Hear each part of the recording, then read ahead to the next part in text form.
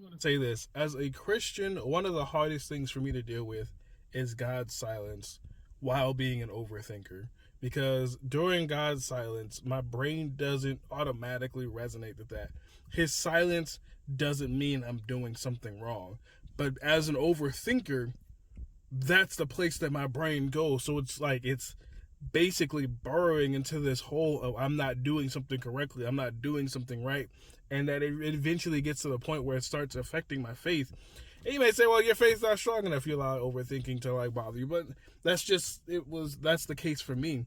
And it takes a lot for me as an individual to like come out of that space, to come out and pray and ask God to not allow me to overthink myself out of his grace, out of his mercy, out of his plan for my life.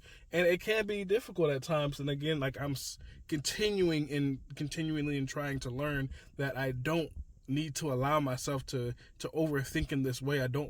Shouldn't allow myself to overthink in this way, because that's just because he's silent doesn't mean that he's not there. It doesn't mean that he's not actively moving in my life. It's just he just doesn't have anything to say at the moment. And that doesn't mean that's a bad thing. Just him being silent could also mean, hey, you're doing what you're supposed to be doing.